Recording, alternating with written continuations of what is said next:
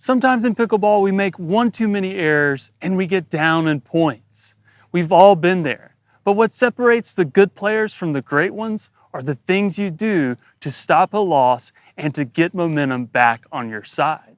Today, we're going to cover a few easy in-game adjustments that you can make anytime you find yourself down in points. These things will help you shift momentum back on your side, get back in the game, and maybe even come out with a win. Let's get into it.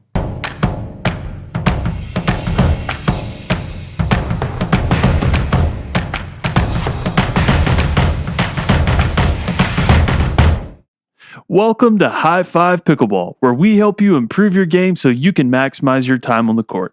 My name is Adam Richards, and today we're covering adjustments you can make in any doubles game so that you can shift momentum in your favor, avoid a potential loss, and get back into the game.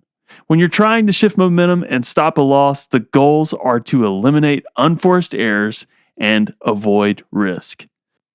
But before we get started, I want to give you a free gift. It's called the Path to Better Pickleball. This is a 30-day challenge to help you improve your skills step by step.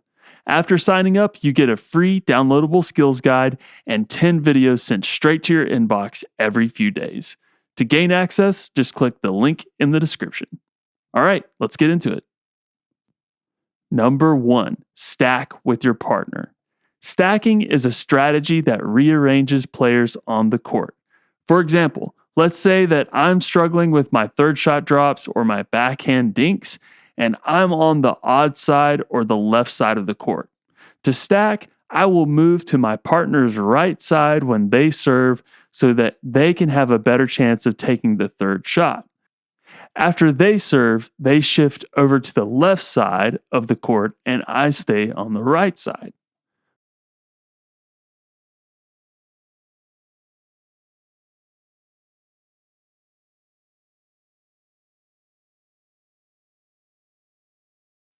If your partner is having more success or hitting more consistent third shots, try stacking to give your partner more opportunities so that your team can at least get to the net.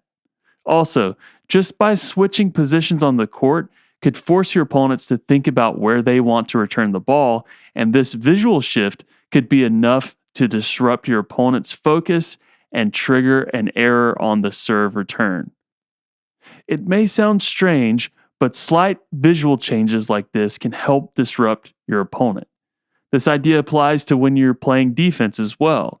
You can switch sides by using hand signals.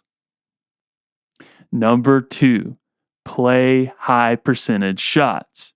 If you're down in points and looking to get back into the game, you will want to focus on hitting the ball in high percentage areas of the court. For example, you'll want to hit to these parts of the court because you have a higher percentage chance of getting the ball in. There's more risk involved with hitting low percentage shots. Another example would be when you're down in points and you're looking to get back into the game and you're hitting a third shot drop, hit to the middle. The net is 2 inches lower in the middle compared to the edges. And by hitting in the middle, you will force your opponents to think and communicate who will hit your shot. This gives you a greater chance of not only neutralizing your opponent, but setting up the rally in your favor and winning the point. Number 3, call your shots. Calling your shots is a simple but effective way to eliminate confusion on the court. 1 point lost due to a lack of communication or a misunderstanding of who was hitting it is 1 point too many. As soon as this happens, talk with your partner and commit to calling shots early and out loud. A few shots you'll want to call are serve returns, shots in the kitchen, especially dinks in the middle, and then overheads or lobs. Number 4, clear the net.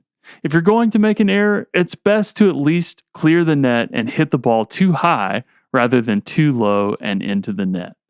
For example, if you're struggling with your third shot, don't worry about being perfect and just get the ball over the net.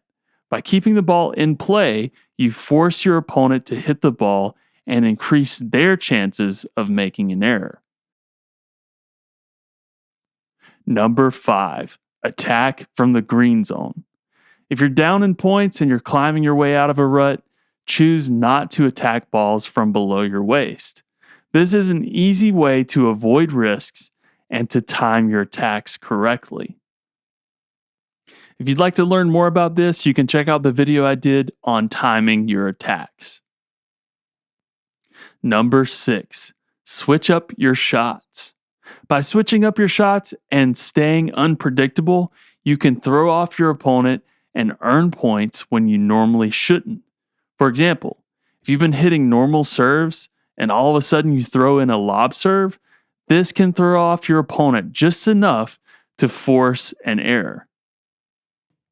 Number 7, isolate your opponent. If you know one of your opponents is significantly weaker than the other, you and your partner can choose to isolate this person and only hit the ball to him or her. This tactic is popular in tournaments, and while it's not always a great idea in recreational play, it still happens. So just be mindful of the situation before you choose to isolate a player.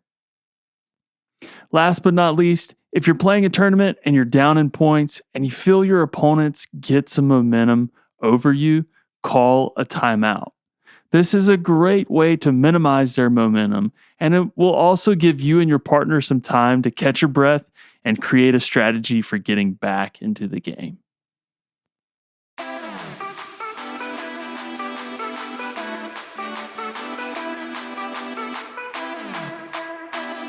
So that's it. Those are a few ideas you can use the next time you're down in points and you're looking to get back into the game. Were there any strategies that I left out? Let me know in the comments. And if you enjoyed this video or learned something new, please remember to like, subscribe, and hit that notification bell so you never miss another update from High Five Pickleball. Thanks for watching.